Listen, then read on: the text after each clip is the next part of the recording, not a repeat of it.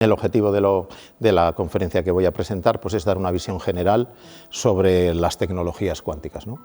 Lo he titulado La revolución de las tecnologías cuánticas porque se considera que son tecnologías revolucionarias en el sentido de que van a poder superar en muchos, por lo menos en algunos sentidos, a las tecnologías que actualmente tenemos. Y esencialmente me voy a concentrar en las tecnologías cuánticas más importantes, que son la computación cuántica, las comunicaciones cuánticas y los sensores y la metrología cuántica, que son los tres ámbitos en los cuales se están desarrollando desde hace 30 años aproximadamente estas tecnologías.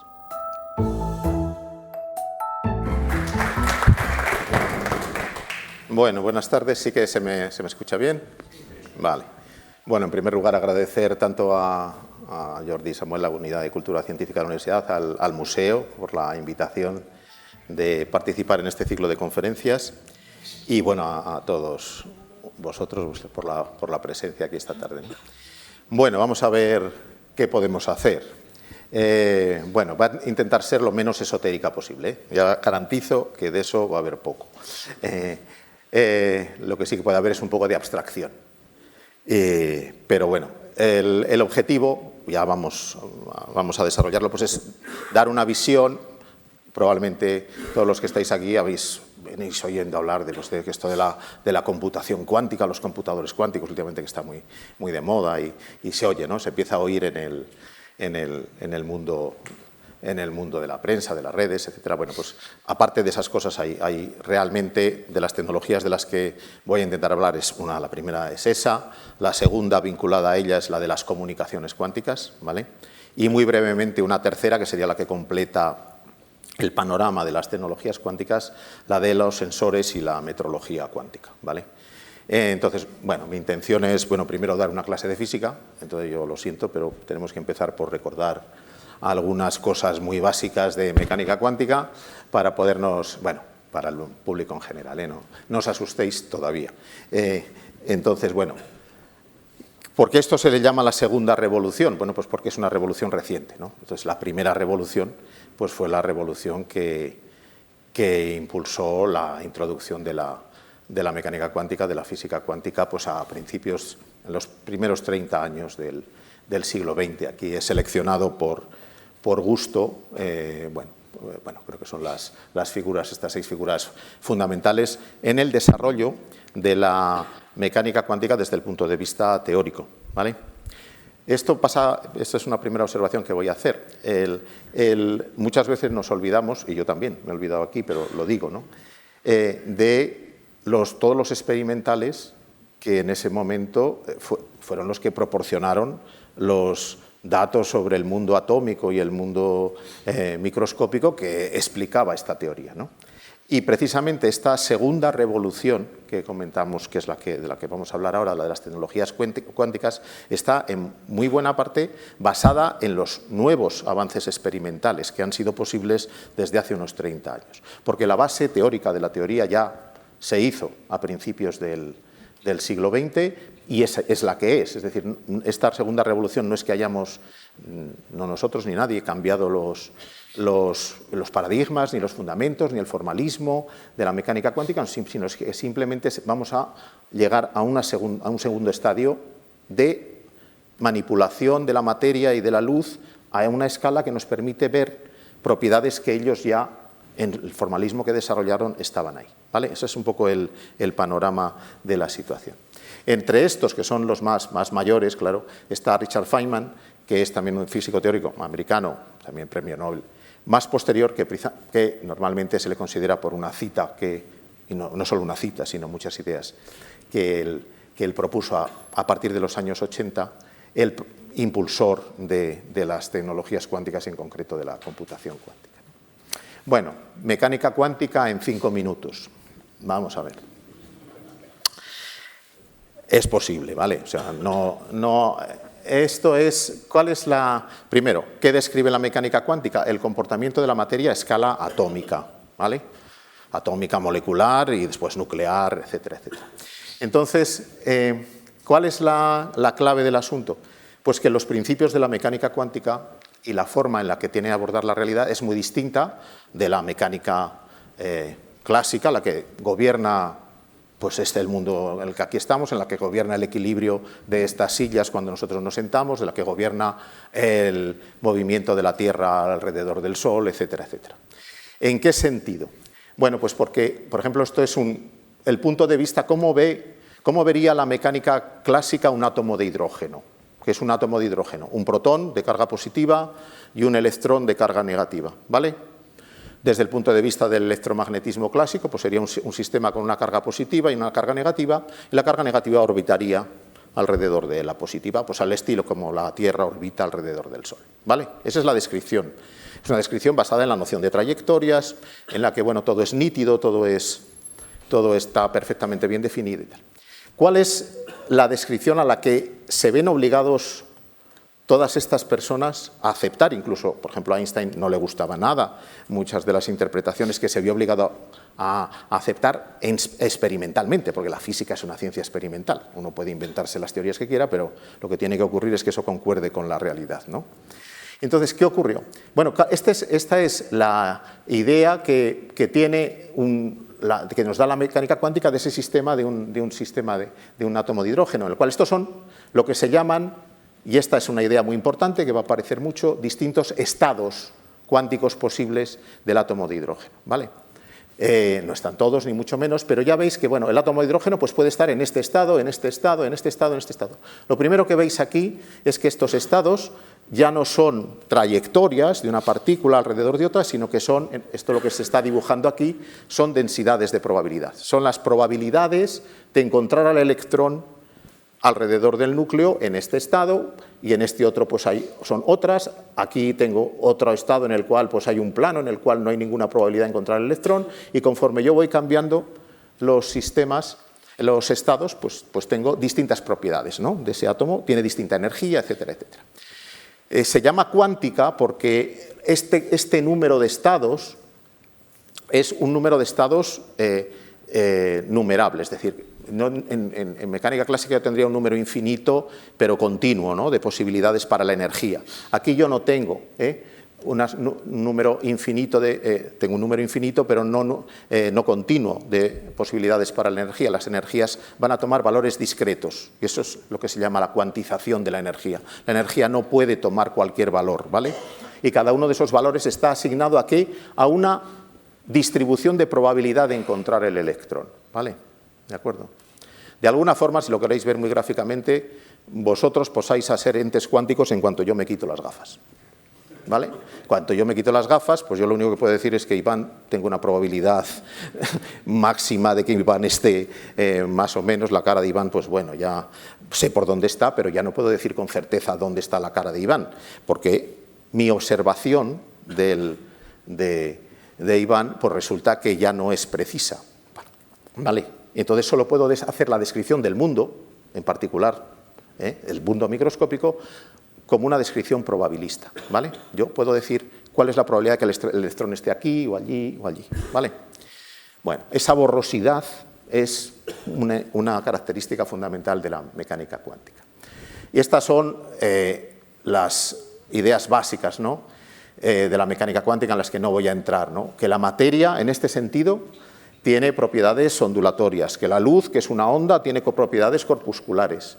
Muy importante, y voy a insistir en esto mucho, porque es clave para todo lo siguiente. Cuando realizamos la medida sobre un sistema cuántico lo perturbamos. Y diréis, ¿quién nos ha pintado esto? Aquí un matraz y un termómetro y tal, ¿no? Bueno, todos sabéis, seguro que habéis hecho en casa, vamos, todos, un experimento que explica perfectamente la relación de incertidumbre, esta es la famosa relación de incertidumbre de Heisenberg, posición y momento, ¿no? Todos nos hemos tomado la temperatura en casa, ¿no? Bueno, pensamos que tenemos fiebre, cogemos un termómetro y decimos, voy a tomarme la temperatura, ¿vale? Cuando uno se toma la temperatura, ¿cómo lo hacemos? Primero, cogemos el termómetro, bueno, sacudimos si es de los viejos o si no, si es de los electrónicos, y nos ponemos el termómetro. ¿Y leemos inmediatamente la temperatura? No. ¿Qué hacemos? Esperamos, ¿no? ¿Por qué?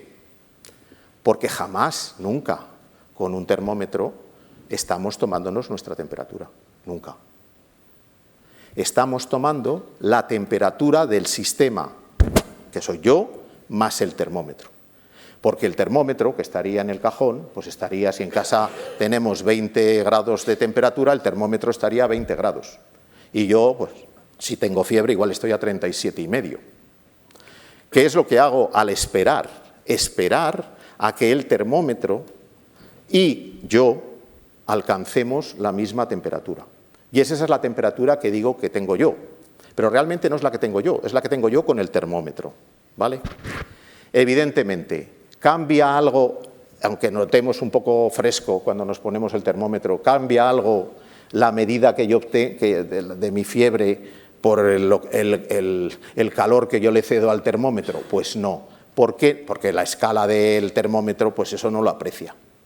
¿Pero por qué es eso? Porque el termómetro, la masa del termómetro, es muchísimo más pequeña que mi masa, ¿vale? Entonces, la medida que yo hago, que es medirme la temperatura, no afecta la cantidad que yo quiero medir, que es mi temperatura. El instrumento de medida no afecta mi temperatura, no afecta la medida, ¿vale? De manera relevante. Os podéis imaginar que si de lo que se trata es de medir la posición de un electrón, ¿cómo mido yo dónde está un electrón? Pues lo tengo que iluminar, ¿vale? ¿Y cómo ilumino el electrón? Pues haciendo que llegue luz al electrón. Bueno, que lleguen la luz en términos cuánticos son pseudopartículas, si queréis, que lo llamamos fotones, ¿no? Bueno, pues cuando ese fotón llega al electrón es que son como que me estoy midiendo con un termómetro de igual masa que la mía. Es decir, es el instrumento de medida afecta de forma decisiva a lo que yo quiero medir. Entonces, yo ya no puedo utilizar una teoría como las de antes, tengo que utilizar una descripción probabilista, porque yo no sé muy bien cómo va a afectar realmente eso que yo quiero, mi instrumento de medida a lo que yo quiero medir. Puedo hacer una teoría en la cual pueda describir de forma probabilista dónde está el electrón. Y eso es lo que significa esto, ¿no? Esto significa que si en el átomo de hidrógeno está en este estado, si yo mido muchas veces dónde está el electrón, encontraré que está distribuido, aquí el color más intenso, más blanco significa más probabilidad, el color más rojo menos probabilidad, pues resulta que encontraré más veces al electrón en esta zona que en esta, ¿vale? Pero no puedo decir que cuando yo haga la siguiente medida exactamente qué voy a obtener. Yo tengo una distribución de probabilidades, ¿vale? Entonces, este carácter probabilista de la mecánica cuántica es esencial. Y esto significa, y insisto mucho, y por ahí también por ahí va un poco lo del esoterismo y todas estas cosas, ¿no? Es que, a ver, la mecánica cuántica puede ser esotérica si intentamos aplicar a la mecánica cuántica lo que no debemos, que es nuestra intuición sobre el mundo macroscópico. Nuestra intuición sobre el mundo macroscópico no tiene absolutamente ninguna utilidad, más bien provoca confusión en muchas ocasiones cuando describimos el mundo microscópico, por este problema de la medida, ¿vale? El tipo de teoría que nosotros tenemos que utilizar físicamente, estoy hablando, para describir lo que pasa en esta habitación, no tiene nada que ver con el tipo de teoría que hay que utilizar para describir correctamente un átomo. Y claro, esta teoría es correcta porque nos da los resultados experimentales correctos. Y la química moderna está basada en esto, ¿vale? No hay química moderna sin orbitales moleculares, no hay química moderna sin esta descripción de la materia a nivel cuántico. Entonces, ¿por qué sustituimos la intuición? Pues, señores, por las matemáticas, no hay más, ¿vale? Se acabó la intuición y empiezan las matemáticas.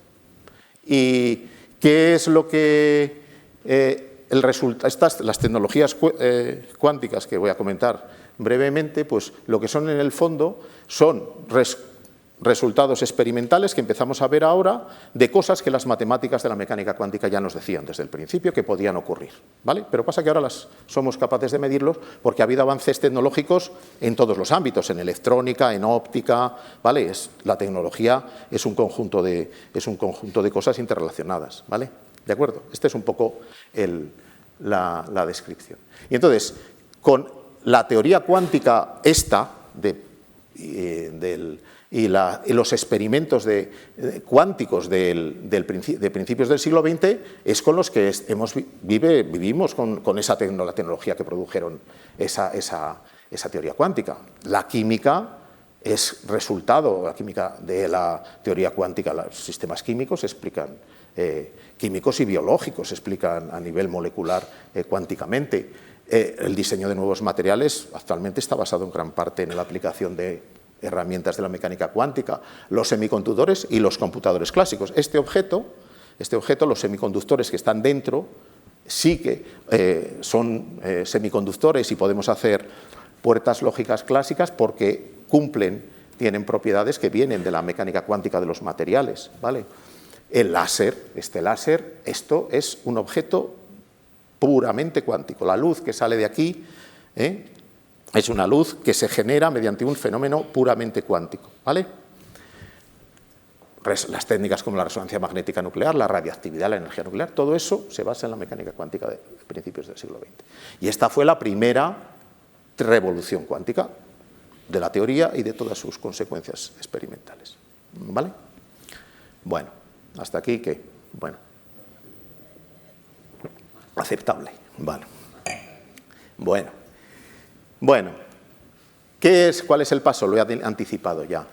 Lo he anticipado en el sentido de que el paso que damos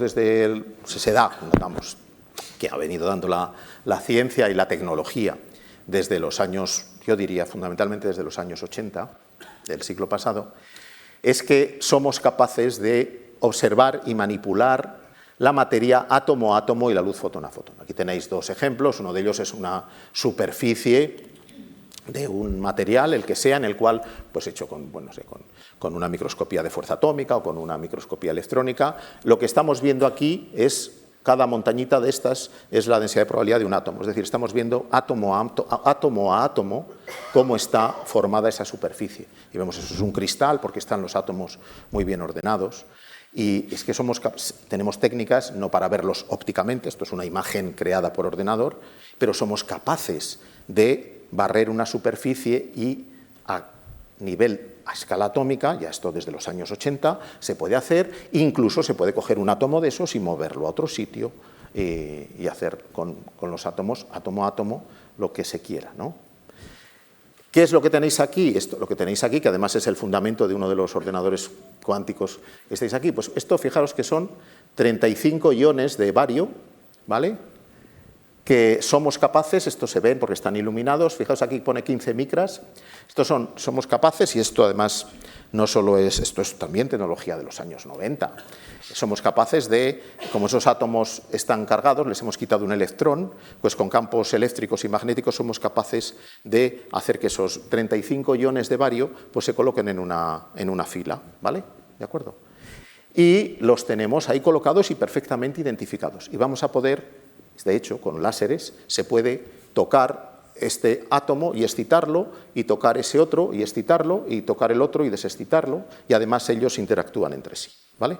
Pero esto, me acuerdo que alrededor del año 2000, en un curso en el que estuvimos, había un científico español que estaba precisamente construyendo experimentalmente trampas de iones de estas, y decía, bueno, pues es que cuesta 150 euros construir una trampa de estas. O sea, si sabes hacerlo y estás en el laboratorio adecuado, pero el material para hacerlo, una vez que tienes lo que es el entorno, ¿no?, del laboratorio, la trampa vale 150 euros. O sea, no es una tecnología súper cara, que es algo que es también importante, ¿no?, en algunas de ellas.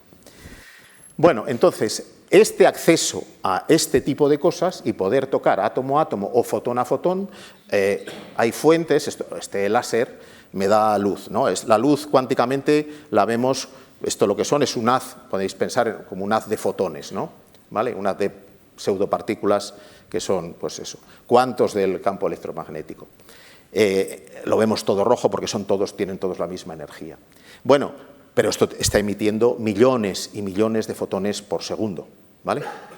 Actualmente se dispone de emisores de luz que emiten fotón a fotón y que detectan prácticamente fotón a fotón. Entonces se puede jugar con los fotones uno a uno, lo mismo que se puede jugar con los átomos uno a uno. Eso hace 100 años era imposible, ¿vale? Todo esto que os he enseñado de la química, los átomos, pues se hace con muchos millones de átomos a la vez, con muchos millones de sistemas a la vez, ¿vale? Entonces esto abre un mundo de manipulación absolutamente diferente, ¿no? Y un mundo tecnológico. Desde que damos este salto, pues estamos en la posibilidad de abrir nuevas tecnologías, ¿no? ¿Vale? Esas son las tecnologías cuánticas.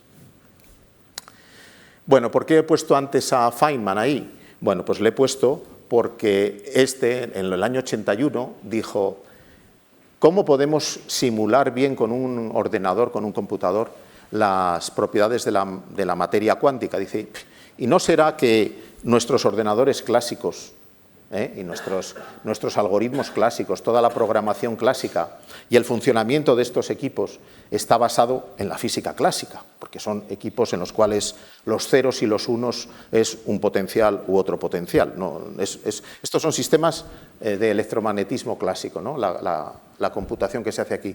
Dice, pues igual es que para calcular bien los sistemas cuánticos, pues tenemos que hacer otro tipo de ordenadores que no estén basados en las propiedades clásicas del electromagnetismo clásico, sino que estén basados en las propiedades estrictamente cuánticas. Por eso se le considera el precursor, ¿no?, de las tecnologías cuánticas.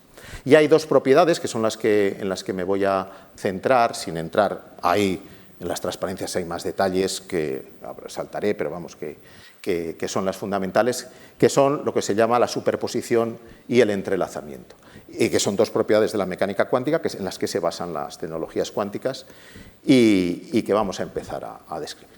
Bueno, un computador cuántico. ¿Qué es un computador cuántico? ¿Qué es la computación cuántica? Bueno, sabéis que, antes de que se vea el gato, a ver, la computación clásica, este ordenador, ¿cómo funciona? Pues con ceros y unos, ¿vale? Toda la información que le damos son ceros y unos, almacenados y procesados, ¿no? La forma de procesar esos ceros y unos son los algoritmos correspondientes que hacen las tareas que yo quiera. Si yo quiero que este ordenador me multiplique dos números, pues al final esos dos números los convierto en ceros y unos, y hay unos aparatitos clásicos ahí, que son unos semiconductores y unos transistores, en los cuales, pues si yo pongo un voltaje alto es un 1 y si pongo un voltaje bajo es un 0, empiezo a combinar y al final me da la respuesta que yo quiero de la multiplicación, ¿vale? Que me da, la respuesta son ceros y unos que yo convierto en números, en mis números. Eso es el ordenador. Las tareas desde las más elementales hasta las más complicadas. Lo mismo todo lo que hacen nuestros móviles. Todo lo que hacen en un móvil, lo que tenemos es un procesador, nuestros móviles son ceros y unos. ¿Qué es lo nuevo? Bueno, lo nuevo es que en mecánica cuántica, os decía antes, cuando decíamos que el átomo de hidrógeno aquel podía tener diferentes estados, ¿no? Bueno, yo tengo muchísimos sistemas cuánticos, puedo elegir dos estados, ¿vale? Entonces, la idea de la computación cuántica, voy a volver a esta imagen, es que yo elijo dos estados que tengan energía diferente, por ejemplo, este y este, este y este, por ejemplo, este y este, y resulta que yo digo que esto es un 0 y digo que esto es un 1, ¿vale? Un átomo de hidrógeno así lo llamo 0 y un átomo de hidrógeno así, con otra distribución de probabilidad de encontrarme al electrón, lo llamo 1. ¿Vale? Tienen que tener diferente energía. Muy bien. Pero la mecánica cuántica me dice que yo no solo puedo considerar, esto se denota así, el 0 en la computación clásica es muy fácil. O tengo un 0 o tengo un 1. No hay situaciones intermedias. ¿Vale? Pero cuánticamente yo no solo puedo tener un 0 o un 1, sino que puedo tener una superposición, una combinación, alfa, un numerito por el 0, más beta, un numerito por el 1, siempre y cuando la suma de alfa cuadrado más beta cuadrado sea 1, es decir, la probabilidad de que obtenga un 0 o un 1 sea 1, ¿vale? Eso es lo que se llama un bit cuántico o un qubit, ¿vale? Es cualquier sistema cuántico con dos estados, yo lo llamo 0 o 1, que está en superposición, en el cual yo tengo una cierta probabilidad de tener un sistema, un 0 y un 1. Eso es experimentalmente posible. Yo puedo conseguir un átomo de hidrógeno, que es experimentalmente, puedo conseguir un átomo de hidrógeno que tenga una probabilidad de estar así y otra probabilidad de estar así, ¿vale? Superpuestas. Eso sí, en eso está basada toda la tecnología. Bueno, esto es lo que habéis oído hablar muchas veces del famoso gato de Schrödinger, ¿no? Yo tengo o el gato vivo o el gato muerto y, digamos, cuánticamente, pues puedo considerar la posibilidad de que tener una superposición del gato vivo y una probabilidad de que el gato esté vivo y otra probabilidad de que el gato esté muerto. Esto no significa, y hay que aclararlo, que eso se dice siempre, no tengo el gato en la caja, y entonces este estado significa que el gato está medio vivo, medio muerto. No. Eso lo que significa es que si yo abro la tapa y mido cómo está el gato, voy a encontrar una probabilidad alfa cuadrado de encontrarle vivo y una probabilidad beta cuadrado de encontrarle muerto. ¿Vale? ¿De acuerdo? Pero yo no puedo decir nada, eso es lo difícil y contraintuitivo de la mecánica cuántica en la interpretación ortodoxa. La mecánica cuántica no me dice nada de cómo está el gato antes de medir. ¿Vale? Yo no sé nada, yo del gato antes de medir no sé nada. Yo lo único que sé y lo único que voy a poder saber es que cuando mida tendré tal probabilidad de tener el gato vivo y tal probabilidad de tener el gato muerto. La frase el gato antes está medio vivo, medio muerto, eso es una frase que no entra en la interpretación ortodoxa de la mecánica cuántica. Esa es una frase que no tiene sentido, ¿vale? Eso es una que nosotros parece que necesitamos intuitivamente, que bueno, si es una combinación tendrá que estar medio-medio. Bueno, eso es una extrapolación nuestra de nuestro mundo macroscópico que las matemáticas no nos piden para nada, ¿vale? O sea, eso es una frase. Entonces, esto es lo que se llama un qubit, algo que puede ser, con cierta probabilidad, un 0 y un 1. Esto, cuando uno estudia muy bien qué significa matemáticamente, pues resulta que un bit clásico sería, o sea, un qubit realmente es como tener una esfera, ¿vale? Un bit clásico, un 1 o un 0, serían los polos de la esfera. Es decir, si yo hago computación clásica, es como que yo estoy en la Tierra y solo puedo vivir o en el polo norte o en el polo sur. Si yo hago computación cuántica, es decir, utilizo qubits, significa que cualquier punto de la Tierra me da un estado posible. Es decir, clásicamente un qubit solo son dos estados. Cuánticamente clásicamente un bit son dos estados. Cuánticamente un qubit es un número infinito de posibilidades. ¿Vale? ¿De acuerdo? Un número infinito de posibilidades. Cuando yo calculo con bits, solo calculo con ceros y unos. Cuando yo calculo con qubits, calculo con infinitas posibilidades. Y esa es la clave, no solo un 0 y un 1, calculo con un continuo, bidimensional de posibilidades. Es como que estoy haciendo en paralelo un infinito de cálculos, ¿vale? Y ese es el origen de la potencia de la computación cuántica con respecto a la computación clásica. Es como meter en paralelo un continuo de computadores clásicos, ¿vale? Un continuo infinito. Aquí tenéis combinaciones. Por ejemplo, esta flechita sería la superposición de vivo más muerto y esta sería la superposición de vivo menos muerto, pero como las probabilidades son al cuadrado me daría lo mismo, ¿vale? Esto sería un gato medio vivo, medio muerto en cualquiera de los dos casos, ¿vale? Bueno, entonces esto es la esencia de la computación cuántica. Entonces, en computación, ¿qué nos hablan siempre? Pues del hardware y del software, ¿no? ¿Qué es el hardware? Pues las máquinas que hacen la computación. ¿Qué es el software? Los algoritmos que yo tengo que programar aquí para que me hagan las cosas que yo quiero.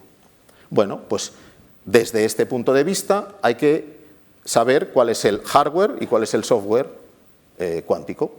¿Cuál es el hardware cuántico? ¿Cómo son los computadores físicos cuánticos? Ahora os voy a enseñar un par de ejemplos. Pues son completamente distintos a estos. Son sistemas cuánticos. Un computador cuántico va a ser, por ejemplo, esto. Esto se puede utilizar se utiliza como base de un computador cuántico, ¿vale? Físicamente. La física, los sistemas físicos que me proporcionan computadores cuánticos deben ser sistemas físicos totalmente cuánticos, ¿vale? En los que las propiedades cuánticas estén ahí. Y para que estén ahí van a tener que estar ultra aislados. Y ese va a ser el problema fundamental para construirlos, ¿no? Y después, ¿qué es lo que tengo que hacer? Pues construir toda una serie de algoritmos de programación que vayan de acuerdo con estos qubits, que no van a ser lo mismo que los anteriores, ¿no? ¿Y cómo funciona? ¿Cuál es el algoritmo que me hace correr? ¿Cuál es el sistema, ¿no? el software que me hace correr el algoritmo cuántico, la mecánica cuántica? Yo cojo una serie de objetos cuánticos en ciertos estados, que son ceros y unos y sus combinaciones, y dejo que la mecánica cuántica me haga evolucionar el sistema. El cálculo es la evolución del sistema conforme las leyes de la mecánica cuántica, ¿vale? Ahora lo vamos a ver con un ejemplo. Bueno, ¿por qué esto se ha hecho tan famoso? Pues porque existen algunos problemas de computación clásica que resulta que cuánticamente son accesibles y clásicamente no lo son. La mayor parte de las claves secretas que intercambiamos, y nosotros, bueno, a ni pequeña escala, pero que intercambian, lo que sé, las grandes empresas, cualquier clave secreta actual, típicamente está basada en un algoritmo que se llama RSA, por quienes lo inventaron, que está basado en factorizar números. Si yo os digo ahora que multipliquéis 13 por 29, lo hacéis muy rápido, ¿vale? Y si no me equivoco son 377, ¿vale? Vale, pues hacéis la multiplicación, todo el mundo lo haría aquí rápidamente. Ahora, si yo os digo 377, encontradme qué producto de dos números primos me da 377. Pues eso os llevaría un rato, porque teníais que empezar a ver que cogéis todos los números primos, les vais multiplicando y vais viendo cuál os da 377. Eso para un número de 3 cifras.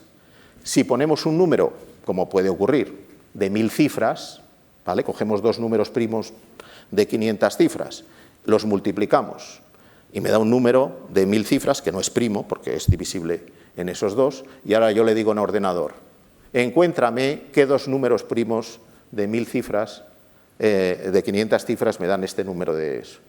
Pues ¿cuánto puede tardar? Pues típicamente, con los mejores ordenadores actuales y tal, bueno, aquí cada uno pone sus cifras, pero si ponéis un número de 4000 cifras, pues yo he encontrado, dicen, bueno, 14 tardarían un ordenador más potente actual, el Mare Nostrum, le pones a hacer esto en Barcelona y tardaría la edad del universo, te daría la respuesta, pero tardaría la edad del universo. La utilidad de ese cálculo, pues ya me diréis la que es 0, ¿no? Bueno, ¿qué ocurre? Hay un algoritmo cuántico que que descubrió un señor que se llama Peter Shor, que me haría posible con un ordenador cuántico grande quiere decir con miles de qubits, que ese problema de descomponer ese número de 4000 cifras en 2D, pues fuera pues aproximadamente en un día sería capaz de hacerlo. Eso significaría que todas las claves de seguridad con las que hacen intercambio los bancos, las empresas, nosotros, no sé qué, bueno, pues, y sobre todo las gordas, cuanto más seguridad quieres en la clave, más números pones, pues son craqueables. Pues hay posibilidad de que si alguien dispone de un ordenador cuántico y se pone a hacer eso, pues adiós. Y de hecho, esto no es una preocupación así académica, sino que está realmente preocupado todo el mundo, porque nadie sabe realmente, pues Google te dice cómo es su ordenador cuántico, el otro te dice cómo es su ordenador cuántico, los chinos te dicen cómo es el suyo, pero bueno, puedes creértelo o no, pueden tener uno más grande que lo que dicen, probablemente, y Google lo mismo, es decir, nadie sabe, porque esto está fundamentalmente impulsado por empresas privadas, nadie sabe realmente, bueno, empresas privadas o una mega empresa privada como es China, vamos, y nadie sabe muy mal realmente hasta dónde llega, ¿no?, la capacidad de cómputo. Entonces, sí que, además, las previsiones que hacen públicas Google o cualquier otra empresa, vamos a ver algunas, pues sí que dicen que en 10 años van a llegar a poder hacer cosas muy, muy importantes. Os he puesto aquí un dibujo, esto sería un algoritmo cuántico, ¿no? No quiero liaros, además me estoy enrollando como suelo bastante. Bien, entonces fijaos, ¿qué quiere decir esto? Esto sería, digamos, ¿qué quiere decir esto? Yo tengo aquí 7 líneas, ¿no? Cada línea de estas sería un qubit. Esto sería la entrada, esto es lo que yo meto al algoritmo. Eso quiere decir que yo tengo, por ejemplo, 7 iones de esos de magnesio, ¿vale? O de bario, perdón, eran de bario, y les tengo 6 de ellos en el estado 0, por ejemplo, el estado 0 sin excitar, y el estado 1 es excitado, este último. Y este algoritmo me dice lo que tengo que hacer a cada uno de ellos sucesivamente o por parejas para factorizar el número 15. ¿vale? Fijaos que este algoritmo solo me factoriza el número 15 en 5 por 3, ¿vale? Que parece, ya, pues esto es una memez, pero claro, es una memez a esta escala. Si uno lo implementa no con 7, sino con 7 millones de qubits, pues resulta que esto deja de ser una memez y se acabó la clave, RSA, ¿vale? Entonces, y bueno, esta es la terminología, la gráfica que se utiliza. Estos son lo que se llaman puertas cuánticas. ¿Y qué significa esto? Yo inicializo el estado, a esos átomos los tengo que conseguir con láseres, colocar cada uno de ellos en ese estado, dejo que esos átomos evolucionen según la mecánica cuántica y a cada uno de ellos, pues con un láser le hago esto, que es una cierta operación, a estos dos le hago otra operación, a estos dos luego otra, les hago otra, y entre tanto van evolucionando. Y al final de todo eso lo mido el estado de salida y de ese estado de salida saco la solución de que 15 es 3 por 5. ¿Vale? Eso es lo que me hace uno de estos, pero con otro hardware y con otro software completamente diferente. ¿Vale? Diréis, esto aquí no hay lo que se llama ninguna ventaja cuántica. Hacer esto con un ordenador cuántico es que no necesitas ni un ordenador para hacerlo, hasta ahí llegamos nosotros. Esto no da ninguna ventaja, pero esto da ventaja cuando esto escala y realmente el problema de la factorización es un problema que un ordenador clásico, cuando pongas un número suficientemente grande, no te va a resolver y uno cuántico sí, ¿vale? Porque no crece igualmente la complejidad del problema con el número de cifras. Y esta es la historia, ¿no? Entonces, hay algoritmos cuánticos adaptados que tienen ventaja sobre los clásicos, otros no, ¿vale? Otros no. La idea se ve más o menos cómo va el asunto, ¿vale? Entonces tenemos siempre la preparación, el algoritmo y el resultado. ¿Cómo son realmente? Bueno, pues aquí os he puesto alguna imagen. Este es, por ejemplo, un computador. ¿Cómo es un computador cuántico de 9 qubits? Pues aquí tenéis 9, por ejemplo, esta es la tecnología que está usando Google y IBM. Google y IBM están usando esta tecnología para sus computadores cuánticos, que es una tecnología de uniones Josephson superconductoras, que son también unos sistemas cuánticos que tienen dos estados. Aquí tendréis las 7, 1, 9, ¿no? 1, 2, 3, 4, 5, 6, 7, 8, 9. Estos serían los 9 sistemas cuánticos. Esto es diminuto, vamos, esto es un microchip, ¿vale? Y estos serían las conexiones externas, porque no tiene que actuar sobre esas uniones y sacar la información. Bueno,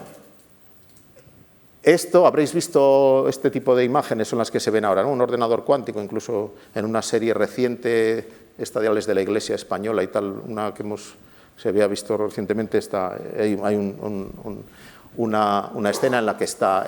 Esto es la forma que tiene un ordenador con este núcleo, pero el Sycamore de Google, que tiene 54 bits. Todo esto que estáis viendo aquí son los cables de conexión. El chip estará ahí en el centro, en un sitio pequeñito, con las 54 uniones superconductoras, ¿vale? Esto es de los ordenadores más grandes que hay en el mundo. Google dice que ahora ya, bueno, va a llegar a los 100 o algo así, ¿vale?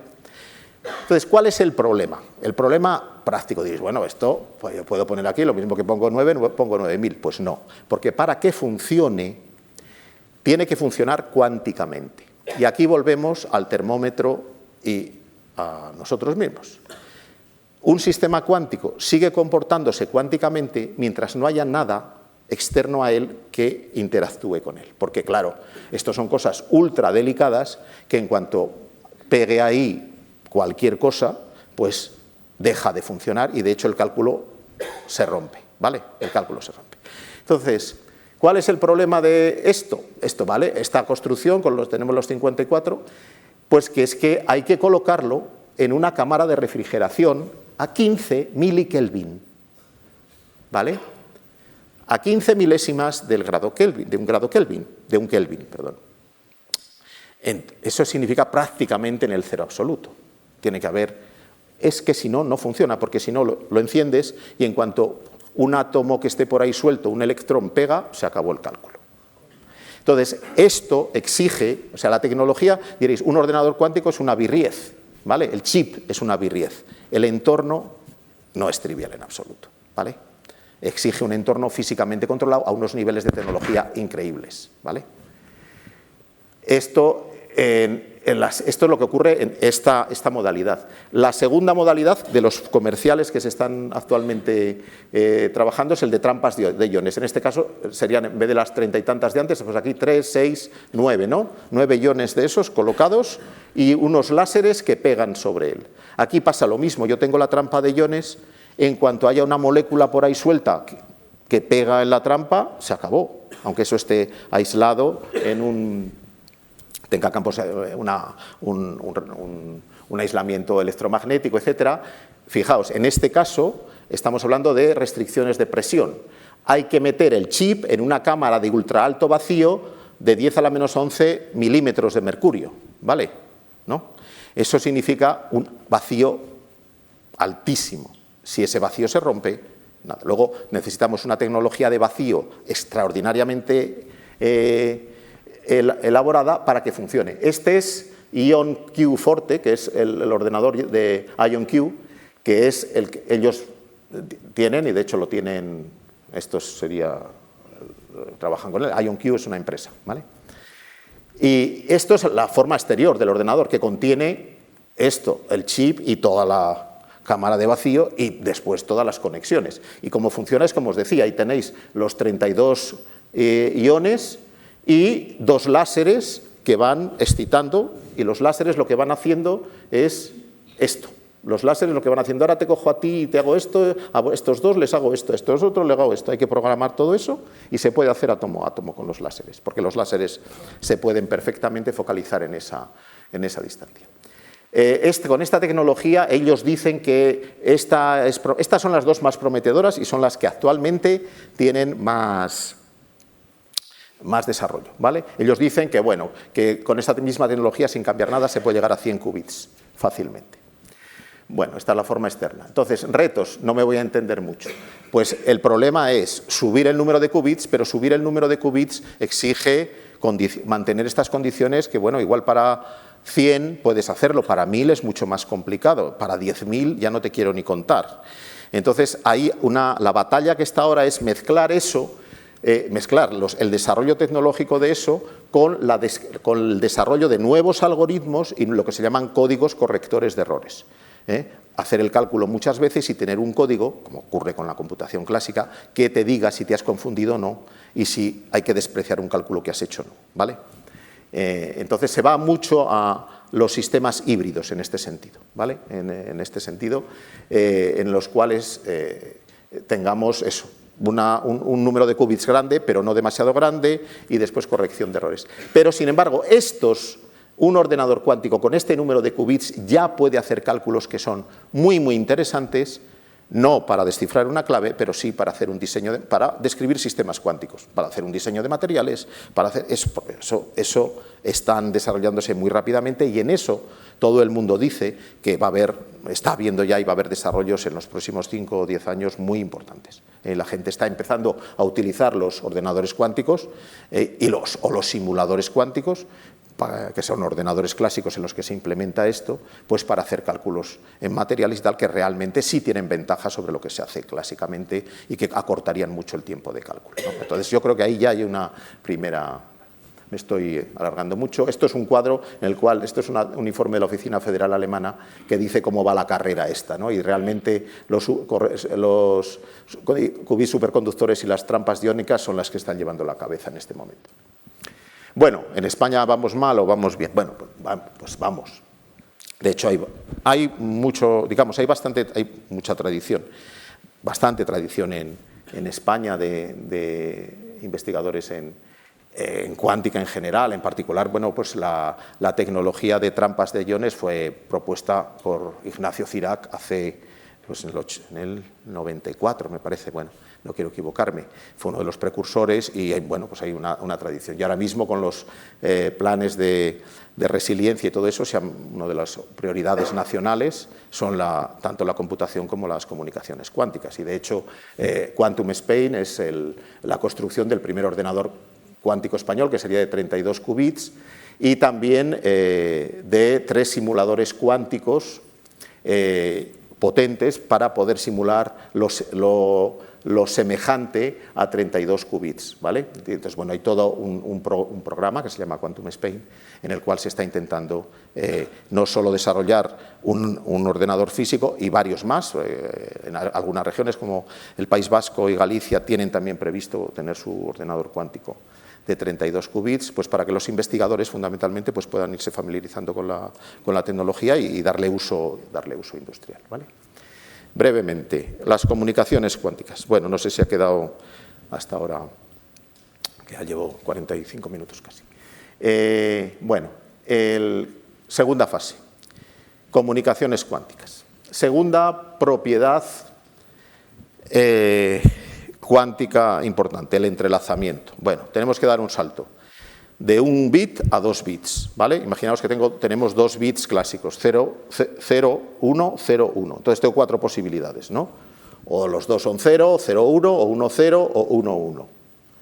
¿Qué son un sistema cuántico de 2 qubits? Pues la combinación simultánea, ¿no?, de esos 4 posibilidades, con 4 coeficientes, y la suma de los cuadrados de esos coeficientes tiene que ser 1, ¿vale? Si yo tengo un qubit de este tipo, o sea, si tengo 2 qubits en este estado, significa que si yo mido cuánto vale el 1, en qué estado está el qubit, pues resulta que obtengo alfa, el 1 y el 0, los obtengo con probabilidad alfa 1, 0 cuadrado. Y si obtengo cualquier otra, pues tengo cada una de las 4 probabilidades distintas. Pero son 2 qubits que se combinan en las 4 posibilidades posibles. Pero, como siempre, clásicamente solo tendría 4 posibilidades. Aquí lo que tengo son, en el fondo, un infinito, es como que tengo 2 esferas de las que antes os hablaba, los 2 qubits, y cada qubit de estos es colocar un vector en una esfera y otro vector en otra. Luego tengo 2 veces infinito de posibilidades, ¿vale? Eso es lo que hay. Bueno, pues hay algunos de estos estados, de estos hay muchos, ¿vale? Hay uno, por ejemplo este es el que nos vamos a fijar. Imaginaos que yo tengo un sistema de 2 qubits, por ejemplo 2 átomos de hidrógeno, ¿vale?, en el cual tengo la probabilidad 1 medio de tener los dos, consigo un estado que es probabilidad 1 medio de tener los 2 átomos de hidrógeno en un estado, en el 0, y la probabilidad 1 medio de que estén en el 1 los dos, ¿vale? ¿De acuerdo? Esto significa que si yo mido cuál es el estado de esos 2 átomos, resulta que con 50% de probabilidades conseguiré, si lo veis como monedas, podéis verlo como monedas, ¿vale? El 0 es la cara y el 1 es la cruz, ¿vale? O al revés. ¿Esto qué significa? Cara a cara más cruz, cruz. Significa que si yo mido cómo están esas 2 monedas, pues tengo 50% de posibilidades de tener las 2 caras y 50% de tener las 2 cruces. Pero jamás puedo obtener un resultado en el cual yo tenga una cara y una cruz, ¿vale? Este estado, si yo consigo preparar 2 átomos en ese estado, cuando yo los mida, o los encuentro los 2 en el 0 o los 2 en el 1, pero nunca puedo encontrar 0, 1, 1, 0, ¿vale? Esto es lo que se llama un estado entrelazado, ¿vale? ¿Qué es lo sorprendente? Y esto sí que es intuitivamente muy... que si yo consigo, por ejemplo, lo vamos a hacer con fotones, ¿no? Yo tengo algo que emite 2 fotones, ¿no? Y los fotones también tienen dos posibles estados de polarización, si se quiere. Bueno, un fotón es un objeto cuántico con 2 estados. Pues resulta que tengo una fuente de 2 fotones y consigo que esos 2 fotones estén en este estado, ¿vale? 2 ceros y 2 1. Y los 2 fotones se van todo lo lejos que queráis, ¿vale? Bueno, pues aunque yo aleje todo lo que quiera esos fotones, yo sé que si mido en el fotón de la derecha y obtengo un 0, ¿qué voy a tener en el fotón de la izquierda? Un 0. Porque si sale esto, si el resultado es el de arriba, los 2 son iguales. Y si el resultado es el de abajo, los 2 son iguales, ¿vale? Luego, estén lo alejados que estén, tengo el mismo resultado en los 2, ¿vale? Y estén lo alejados que estén estén lo alejados que estén. Y inmediatamente, es decir, siempre hay una correlación completa entre lo que yo mido en uno y lo que yo mido en el otro, ¿vale? Si saco un 1 en el 1, saco el 1 en el otro al 100%. Si saco un 0, 0. No sé lo que voy a sacar. Cuando yo mido, no sé si voy a sacar un 0 o un 1, ¿vale?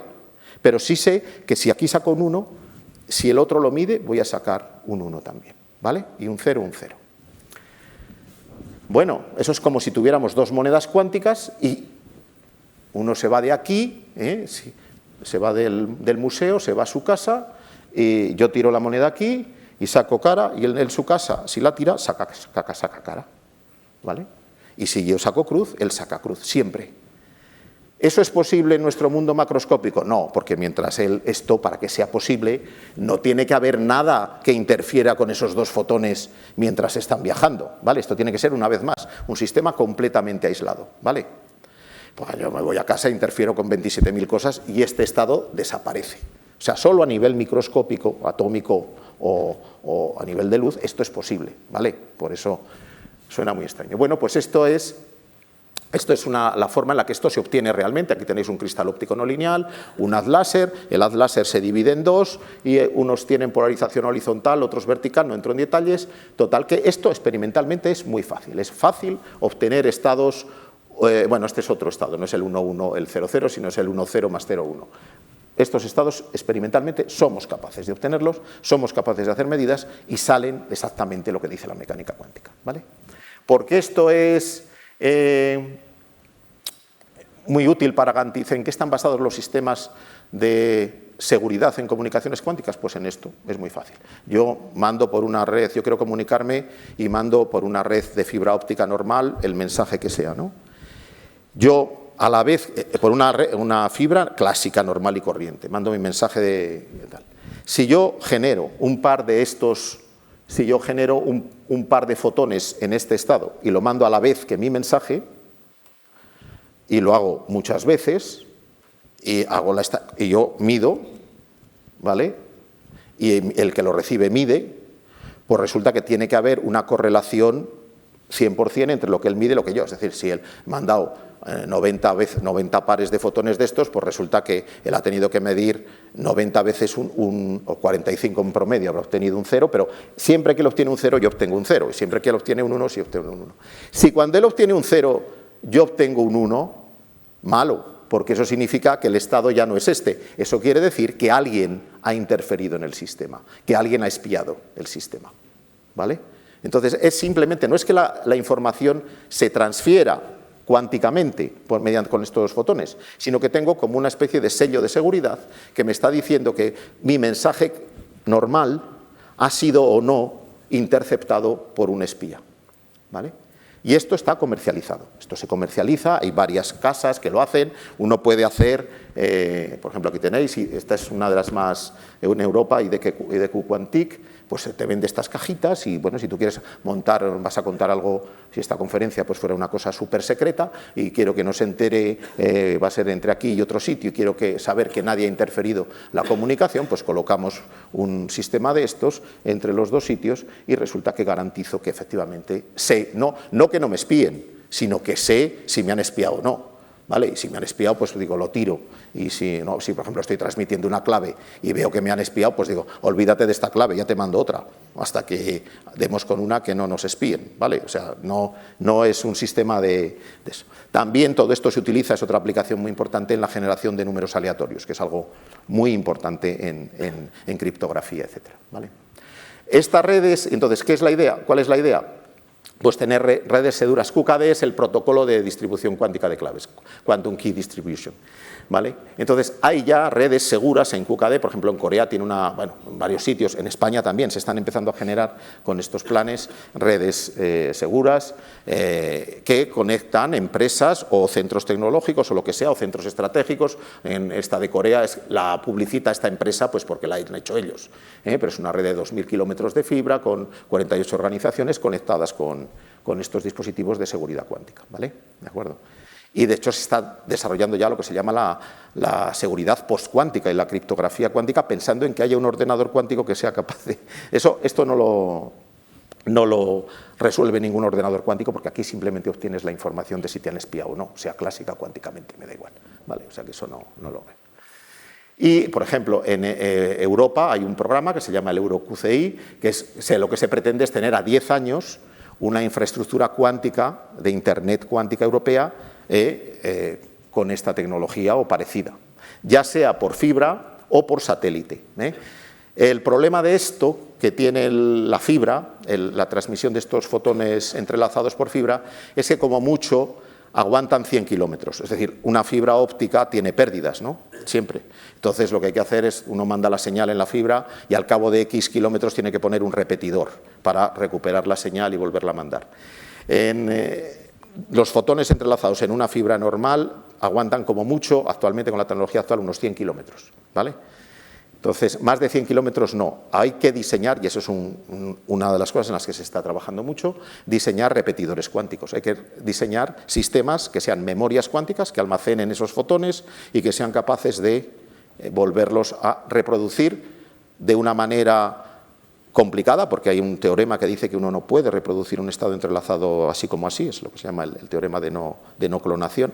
Bueno, es complicado almacenar y construir repetidores cuánticos. Se está metiendo mucha investigación en ello, porque para las fibras, las redes por tierra, con fibra, eso sería así. Sin embargo, por vía satélite se ha avanzado mucho más. De hecho, después lo comento, China tiene un satélite de comunicaciones cuántico y tal. O sea que esto está en plena, las empresas están involucradas en esto y eso. Y bueno, aquí hay un spoiler del proyecto en el que estamos metidos, que es que se llama CUCAILEP, Comunicaciones Cuánticas Seguras en Castilla y León, que es un proyecto en el que estamos involucrados, pues, el Centro de Supercomputación de Castilla y León, que lo coordina, nuestra universidad, la de Salamanca y la de Valladolid, y que es un proyecto de 3,5 millones de euros financiados por el Ministerio y por la Junta de Castilla y León, que lo que pretende, pues, es impulsar las tecnologías cuánticas en Castilla y León, en particular las comunicaciones. Pero bueno, en este contexto, por ejemplo, una de las claves, uno de los objetivos del proyecto que está haciéndose es en León conectar el SKAILE, el centro de supercomputación que utilizamos todos, con el INCIBE. En León está también el Centro Nacional de Ciberseguridad. Pues están montando una red cuántica segura, de fibra entre los dos, con un QKD de estos, para tener comunicaciones cuánticas seguras entre los dos y ponerlas a disposición, una red cuántica segura, y ponerla a disposición de todos los investigadores y las empresas de la región que quieran empezar a explorar este tipo de cosas, ¿no? Pero vamos, que esto está en marcha. España ha metido en los planes complementarios, ha metido muchos, bueno, pues en total, no sé, no voy a decir la cifra, pero vamos, estamos hablando de creo que más de 50 millones de euros en otro tanto en el de computación cuántica, y bueno, que digamos está potenciando de forma importante porque es un sector estratégico a nivel mundial esto, o sea, no a nivel europeo lo es, tanto la computación como las comunicaciones lo es. Y como digo aquí el spoiler, este es el grupo de la Universidad de Burgos, nuestro grupo de física matemática, pues estamos trabajando en cuestiones teóricas, somos profesores del departamento de física, el departamento de matemáticas, estamos trabajando en cuestiones teóricas y relacionadas con todos estos problemas, tanto de, pues bueno, estudiando sistemas con muchos qubits, como, digamos, cosas relacionadas fundamentalmente con el hardware cuántico, pero también con un poco de software para la hora de poder describir algún tipo de conjunto de sistemas de qubits que sea interesante con muchos qubits, porque es a lo que se va. O sea, es necesario pocos qubits, está muy estudiado, pero el problema que tenemos es que si queremos tener un ordenador con 1000 qubits, pues necesitamos herramientas teóricas que sean capaces de manejar 1000 qubits de una manera consistente y rápida. Entonces, bueno, pues ahí hay espacio para la investigación y eso es lo que estamos haciendo también en colaboración con las otras universidades de la región, con el SKAILE, con centros internacionales con los que tenemos mucho contacto. Bueno, paréntesis del spoiler. Y última aplicación de las tecnologías cuánticas, muy breve. La metrología y la sensórica cuánticas, ¿vale? Como esto va de suyo con el hecho de que he venido insistiendo de forma reiterada de que somos capaces de manipular a escala atómica, etcétera, etcétera. Esto nos permite también medir a escalas insospechadas, ¿no? Entonces, ¿qué es esto? Pues es el desarrollo de herramientas de medida a escala nanométrica, incluso atómica, de una precisión desconocida. Por ejemplo, se pueden mejorar la precisión de los relojes atómicos haciendo uso de este tipo de efectos puramente cuánticos. Estos son cosas muchísimo más técnicas que no tampoco hay tiempo, pero no se puede entrar, ¿no? Pero se puede mejorar la precisión de los relojes atómicos actuales, se pueden diseñar nuevos relojes atómicos, digamos, mejorados con este tipo de tecnologías. Se pueden generar voltímetros absolutamente ultraprecisos que miden diferencias de potencial a escala atómica, nanométrica. O sea, es así. Prácticamente podemos medir, en vez de tener un voltímetro de los que ponemos en casa y no medimos ahí, bueno, pues si nos da de la pila nos han engañado y nos han dado 12 voltios o tal, bueno, estamos hablando de 10 a la menos no sé cuántos voltios, ¿vale? Eso se puede hacer y eso en nanotecnología es fundamental y en el desarrollo de todas estas tecnologías lo es. Lo mismo el control cuántico, lo que os decía antes, emisores y detectores de fotones. La optoelectrónica ha dado un salto impresionante en los últimos 30 años. Ahora pues tienes emisores, estas empresas, por ejemplo QKD, ellos tienen que generar pares de fotones entrelazados o fotones sueltos. Te venden generadores de emisores de fotones fotón a fotón, ¿vale? Es de laboratorio, pero eso está en los laboratorios de óptica avanzados, eso es accesible y los puedes comprar a precios no desorbitados, quiero decir, son tecnologías que se llaman tabletop, ¿no? De las que puedes poner encima de la mesa, ¿no? Entonces, todo esto de los tabletop experiments en esto está explotando. Medidas de campos eléctricos y magnéticos absolutamente increíbles. Por ejemplo, aquí tenéis un nanomagnetómetro. Es posible, una de las tecnologías más prometedoras en la que se está trabajando mucho son los centros de nitrógeno en diamante. Una vacante en diamante, se mete un átomo de nitrógeno. Bueno, esencialmente lo que tenemos es un spin solito que es capaz de ver cada spin de la superficie sobre la que está. Entonces, se puede hacer, por ejemplo, esto es EPR, resonancia paramagnética electrónica, esta sería como se hace, resonancia paramagnética electrónica, pero átomo a átomo. Lo mismo que antes os enseñaba que se puede ver átomo a átomo una superficie, pues bueno, se pueden utilizar estas cosas para detectar spin, dónde está el spin, dónde está el spin. Y en resonancia magnética nuclear, pues también se está avanzando con este tipo de tecnologías a, por ejemplo, hacer resonancia magnética nuclear de una molécula sola, de una macromolécula, pues un trozo de ADN, y le puedes hacer resonancia de una, no necesitas meter millones de moléculas de ADN en un aparato, ¿no?, de RMN, sino que puedes hacerlo una a una. O sea, esto es está mucho menos publicitado, pero yo creo que tiene desde el punto de vista científico un alcance absolutamente de la física, la química, la biología, la nanotecnología, un alcance en la mano, o sea, esto está ahí y con avances absolutamente impresionantes desde el punto de vista científico. Esto aumenta la resolución del RMN, de la resonancia magnética nuclear, una barbaridad, ¿vale? O sea, aumenta la resolución de cualquier cosa con una barbaridad tremenda porque utiliza este tipo de efectos cuánticos.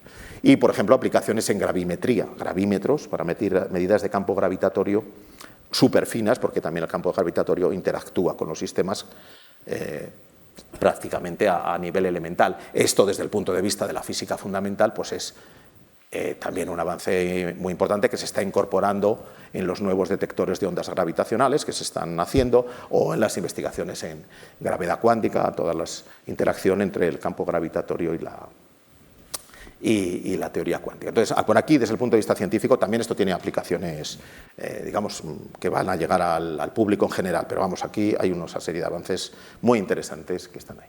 Acabo, esta es la última transparencia. No quiero dejar de decir esto, porque yo creo que esto hay que decirlo en todas las tecnologías con las que estamos actualmente. Tenemos que tener en cuenta, porque esto es una revolución que tiene que ser en positivo. También la primera revolución cuántica tuvo muchas positivas y una muy negativa. La estamos viviendo actualmente, pues que son las armas nucleares, ¿vale? Eso es una herencia directa de la mecánica cuántica de la que no nos podemos escapar. Y pues ya vemos en la que estamos, ¿no? O sea, sí, ahora falta bastante racionalidad, cosa que no es muy abundante, desafortunadamente, en lo que estamos viendo en el panorama político internacional, pues para controlarlo. En este sentido no estamos en eso, ya está, ¿no? Pero aquí yo sí que quiero llamar la atención sobre los aspectos medioambientales, no solo de estas tecnologías, sobre todo de la computación cuántica. Las comunicaciones es una escala muchísimo más pequeña, ¿no? Pero el tema de la computación cuántica está vinculado con también el impacto medioambiental y social de todas las tecnologías de la información y de la inteligencia artificial en conjunto. Y en concreto el aspecto energético, de consumo y de materiales estratégicos. Es decir, el crecimiento, estoy hablando, los centros de datos de todo el mundo gastan ya entre el 2 y el 3% de toda la energía que consumimos a nivel mundial, los centros de datos. Y gastan cantidades increíbles de agua, ¿vale? De hecho, la preocupación número 1 de las empresas de computación es que esto esté bajo control, no solo por cuestiones de costes, sino también por cuestiones medioambientales. O sea, esto tiene que estar bajo control. De esto no se escapan las tecnologías cuánticas, ¿vale? Eso quiere decir que de esto no se escapan. Esta es una preocupación que yo creo que tenemos que tener todos. En computación cuántica, lo que os decía, ¿no? Si queremos desencriptar una clave RSA de 2021 bits, pues estos datos los he obtenido del informe ese de la Agencia Federal Alemana. Pues actualmente, con la tecnología actual, tendríamos que conectar unos 1000 computadores cuánticos de unos, sí, 1 millón necesitaríamos de qubits, ¿no? Para desencriptar la clave en un día, ¿no? Para que sea algo útil, ¿no? Bueno, pues ¿esto qué significa? Estos son de los, si por ejemplo cogemos el modelo de Google, que lo que tenemos que hacer es, compramos 1000 ordenadores cuánticos a Google de 1000 qubits, resulta que eso hay que refrigerarlo, hemos dicho que hay que refrigerarlo, ¿no? Bajarlo a 15 milikelvin. Bueno, pues eso cómo se hace con helio 3, ¿vale? Refrigerar estos 1000 ordenadores cuánticos con helio 3 consumiría toda la producción mundial de helio 3 para hacer ese cálculo, ¿vale? ¿De acuerdo? Entonces esto también da una idea de las limitaciones y que las cosas van a ir por vías en las que esto no es planteable. Entonces, bueno, se van a buscar, hay muchas cosas que mejorar, hay que mejorar algoritmos, hay que mejorar no sé qué, pero bueno, que este aspecto es una obstrucción no menor de todo esto. De hecho, si observáis la prensa, no en el contexto general de las tecnologías de la información, la inteligencia artificial, si veis que las empresas bueno, Amazon hace poco dice, bueno, que iba a colocar centros de datos, están colocando centros de datos en España. ¿Por qué? Pues porque tenemos exceso de energía por producción de energía solar y eso les produce, efectivamente, tenemos ese exceso, ¿no? Hace poco decían que también Amazon también iba a poner un parque eólico, iba a hacer con una empresa la compra o la instalación de un parque eólico en nuestra provincia amplio. ¿Por qué? Porque quiere energía limpia, ¿no? Para su consumo energético.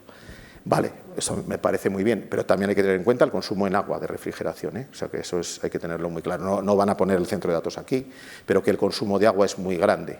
Ahí si buscáis un poco, pues yo tampoco me atrevo a dar una cifra, pero cada búsqueda que hacemos, o sea, la idea fundamental es como todo, hay que usar las cosas con racionalidad, ¿vale?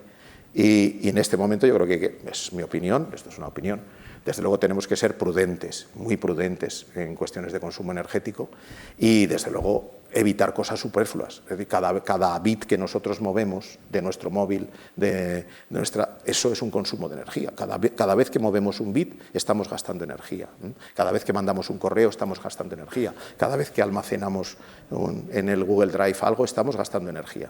¿Vale? Entonces, eso hay que tenerlo claro y ser conscientes de ello también, porque no es la energía que consumimos al enchufar el móvil, es la energía que consume el centro de datos en el que está eso, ¿no? Y yo creo que hay que ser responsables en esto también. Lo mismo que desde el punto de vista ético, también con todas las implicaciones que ya estamos viendo de la inteligencia artificial, la normativa europea actual y tal, yo creo que es un camino también que hay que ir recorriendo. Vale, hasta aquí he llegado, creo que ya eso. Muchas gracias por vuestra atención y bueno, estoy a vuestra disposición si queréis hacer.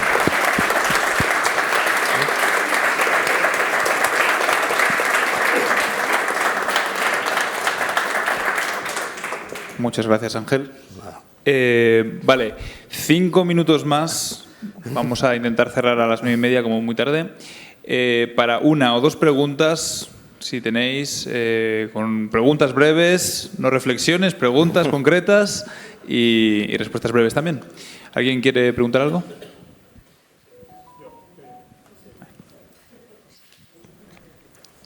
Sí, a ver, una pregunta breve. ¿Será posible que en un futuro, no sé cuánto, tengamos un ordenador cuántico? No, bueno, no sé, no. Digo, porque vamos, cuando empezamos con los ordenadores de estos de 0,1 eran habitaciones enormes. Sí.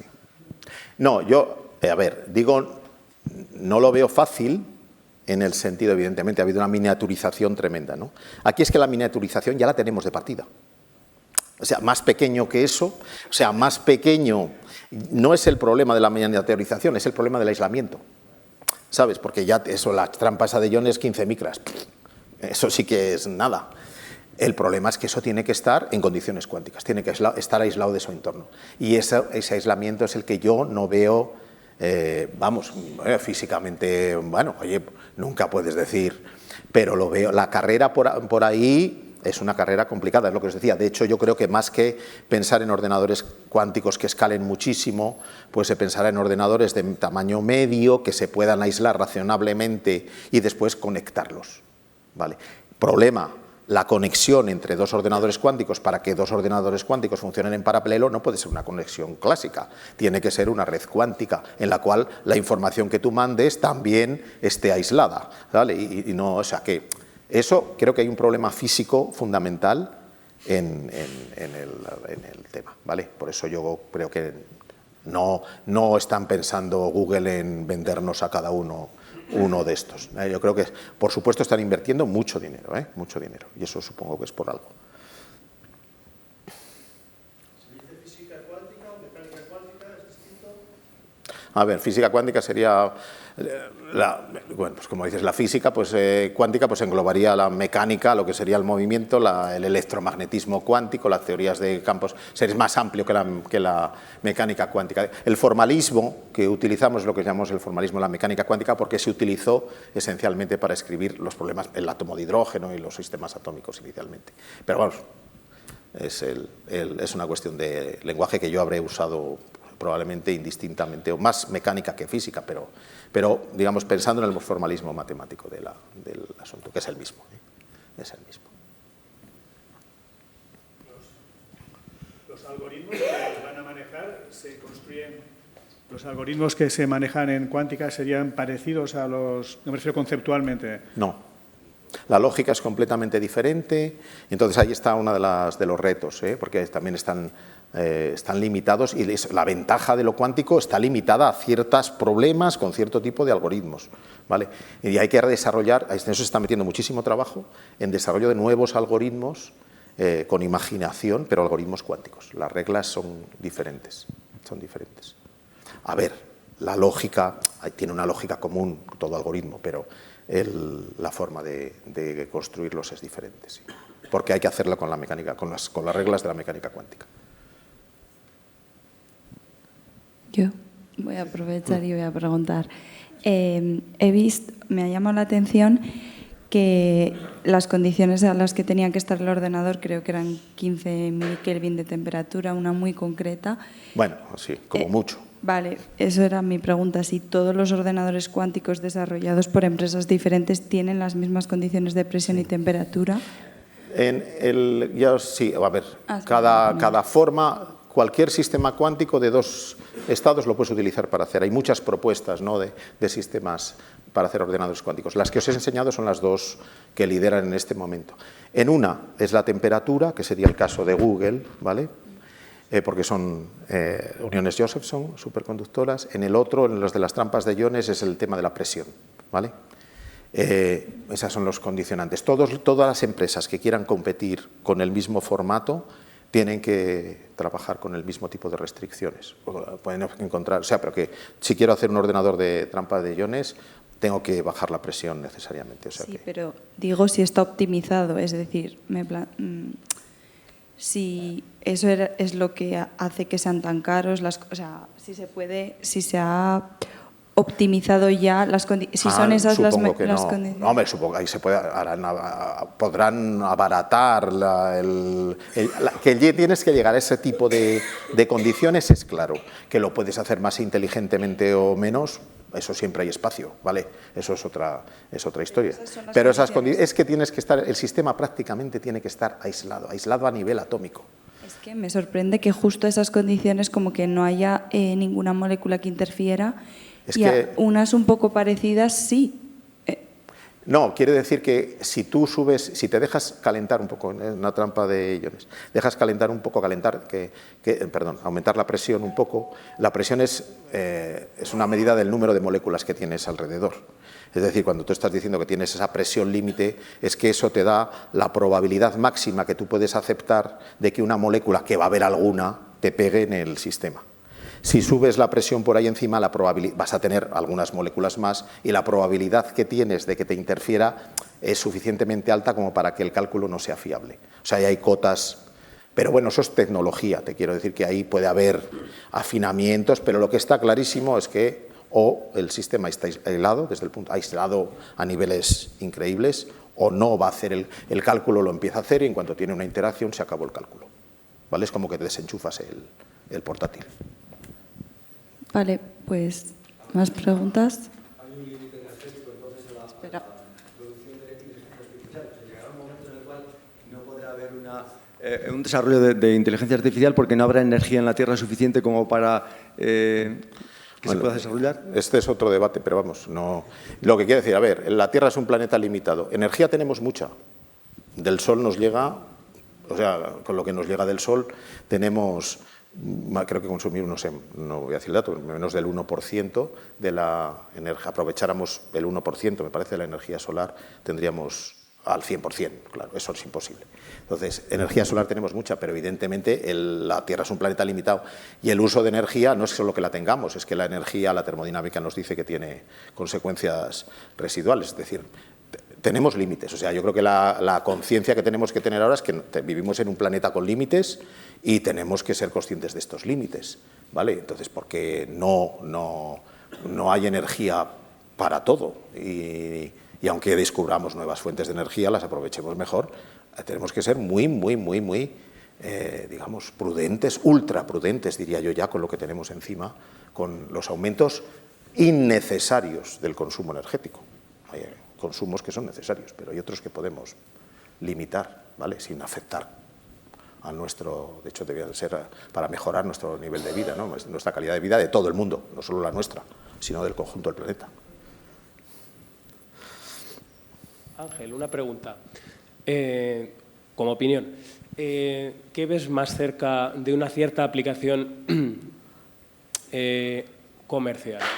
¿El desarrollo del reactor de fusión comercial del ITER o la computación cuántica? No, bueno, a ver, la computación cuántica ya está desarrollada al nivel que está, la fusión también al nivel que está. Y no soy para nada experto en fusión y no puedo decir. Os he dado una idea de por dónde van las cosas actualmente en computación cuántica y tampoco súper exclusiva. No, bueno, cada cosa está en su nivel de desarrollo. No puedo hacer de adivino en eso ni mucho menos. No tengo capacidad. Vale, pues yo creo que con esto cerramos. Muchísimas gracias. Y nada, es un aplauso para Ángel.